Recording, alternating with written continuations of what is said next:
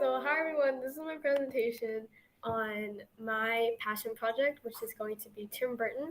And we are going to be diving into the world of Tim Burton in this presentation today, which I think is fantastically bizarre and eerily beautiful.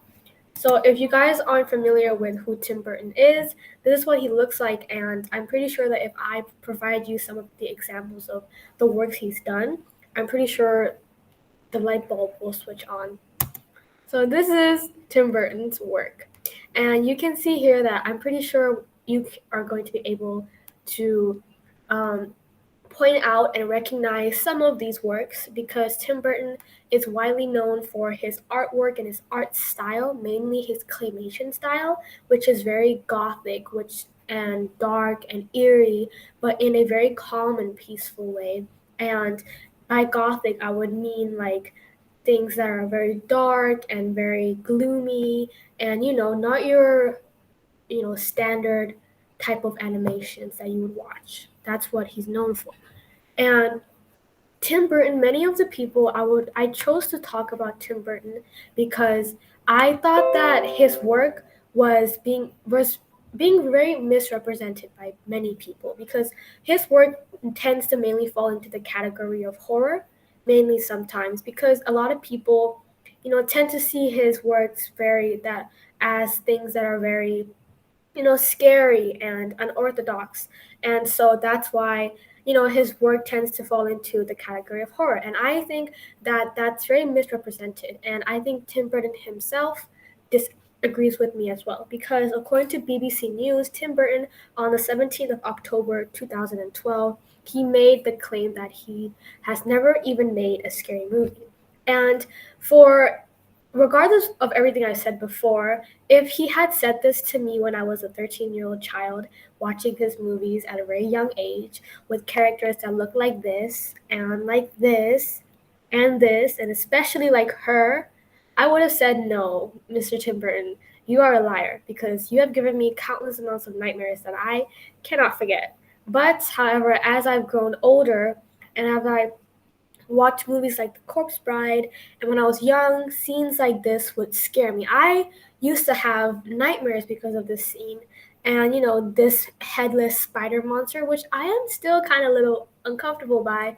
But overall, even as a child, I was scared to watch it. But as I grew older, I tended to start having a liking towards his artworks and becoming more interested in this type of artwork, this type of claymation, this type of gothic, dark, gloomy style that and I started to dive more deeply into why his style is very not the conventional type of horror, but it still makes you feel uncomfortable. And I started to look into those type of reasons, and I found out that Tim Burton, his work is is in the genre of horror, in the same genre of horror that Conjuring is, but they don't have the same type of feel of horror. Because Tim Burton's work, you compare it with The Conjuring, if you see this poster of The Conjuring, you very quickly will have a very, stressed reaction towards this poster. You and I both, I'm very scared of The Conjuring, and this poster is definitely something that's very frightful to me as well. And their main goal is to scare you, and you can see by this poster that it is supposed to be creepy. And however, that's your main goal. But however, in Tim Burton's movies, if you think about watching them, or if you think about the times you've watched them as you grew older, you'll notice how they aren't the same type of horror. They aren't the same type of entertainment in a sense. And I think that's what he means by he's never made a horror movie, a scary movie, is that in Conjuring, the direct main goal is to be scary. There are monsters there to scare you. But for Tim Burton, it's it's what's underneath the surface that changes everything. Because if you watch his movies, yes, on the outside, his characters, his designs, his artworks are all very gloomy, gothic, and horror-like. But if you keep watching, you understand the meaning behind it. None of the characters mean any harm towards anybody else in the movie, in any of his creations. And I think that's what he means by he's never made a horror movie, is that the goal of the movie was never meant to scare people, and that's what I also believe that his movies are, that they shouldn't be put in the horror genre just because the outside makes them look scary. Because what's if you look underneath the surface, there are deeper meanings towards his movies. And I think that's why movies like this, if you look at these movies, you will definitely, you won't have the same feel you have towards Conjuring. These movies don't really give you the same type of reaction you would if you look at a poster like Conjuring. And I think that's what I meant before. And I think that's also why movies, his claymation works like Corpse Bride, Coraline, and Frankie Weenie are all still, noticed as childhood children movies.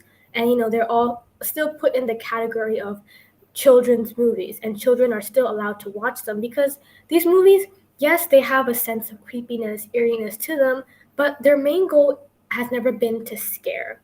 There's always been deeper meanings and stuff like that. So I think that's why these movies are still in the children's genre, and I think that's why they aren't in the same genre as The Conjuring and Annabelle, and they're not seen as the same, type of entertainment.